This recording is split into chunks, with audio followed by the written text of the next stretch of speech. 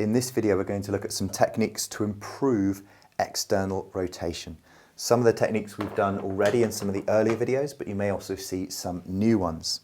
So the movement we're trying to improve is that external rotation there. So I'm going to start with a pin and stretch over the pecs. So I'm going to drag the pec major tissue down towards the center there, then add in some passive external rotation. Okay, drag the soft tissue back there. In fact, using my knuckles was a little easier there. Lock that in position and then externally rotate. I've got here a silicone cup, a rock pod. That will grab the soft tissue over the front of the shoulder, so I'm going to put that there on the pecs. Okay, that's lifting the soft tissue under the pecs, not just the skin, but the deeper tissue as well. That's a fantastic handle for the pin and stretch. So mobilizing the soft tissue down towards the center, and again, externally rotating the arm. And that gives a much deeper feeling of mobilization as we add in the movement. Just do a few of those. Don't leave this on for too long, so when I take it off, it doesn't really leave any residual marks. If you leave the cups on for too long, you can get those dark circles appearing, which can last for sometimes quite a few days. However, just do the treatment for 30 seconds to a minute, and you probably won't find you leave any markings at all. Really helpful way of getting hold of the soft tissue without applying an unnecessary amount of compression. Now, in one of the other videos, I was doing the arm scoop technique, bringing the arm into external rotation as I mobilized and massage the soft tissue internally. So that's a great technique to use when you're working on restoring external rotation. But if I want a better purchase of that soft tissue, it's helpful to use one of these rubber therapy bands, commonly known as a Floss Band. I'm going to wrap that around the upper arm, overlapping with a 50-50 overlap, just enough to get it to stick onto the arm, so I'm not causing any compression here. I don't need to cause any compression. Wrap that around. I don't even need the whole band, so I'll just go ahead and pop that there underneath the pillow so it doesn't fall off. Now, this is sticking to the skin, so now when I do this, you can see I'm able to grab so much more soft tissue because the band is helping me mobilize much more of the upper arm than if I was just using my hand.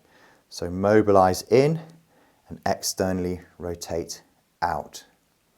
As we did in one of the earlier videos, I'll mobilize in and then I'll ask my client to rotate actively in that direction. Fantastic.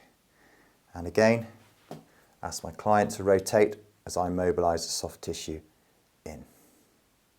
We can then do some assisted stretching known as muscle energy techniques. So I'll take my client's arm up to the end of range, slightly come back from that, and then ask them to push back against my hand so that they're pushing themselves into internal rotation, except I'm blocking the movement at end of range. So push, 5, 4, 3, 2, 1, and relax. See if they can actively go a little bit further. Come back from the end of range and push again. 5, 4, 3, 2, 1. We can also get them to push into the end of range, so pushing 5, 4, 3, 2, 1, and relax. Okay.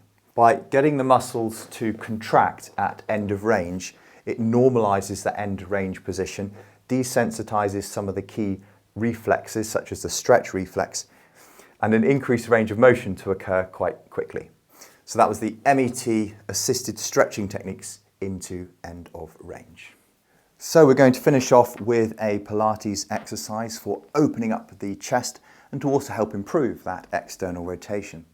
Client lying on their side like so, comfortable, head on a pillow to keep the spine in alignment and knees bent.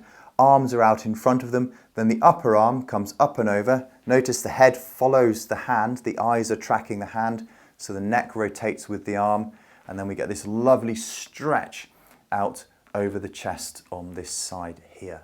Great. Exhaling into end of range. So let's do that one again, bringing the breath into it this time. Breathing in and then breathing out as you go into end of range.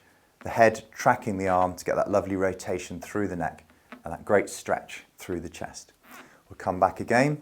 This time we're going to do a different version, coming over with a bent elbow, so that when we arrive in the final position, we can work on some external rotation of the glenohumeral joint, just like we were doing with the massage and the MET techniques, but here an active technique, moving the arm into external rotation. Wonderful, and back again. So that's a great exercise to show your clients and to have them do after the treatment to maintain and to continue to improve their external rotation. So that's the end of that video where we looked at some quick techniques to improve external rotation of the glenohumeral joint.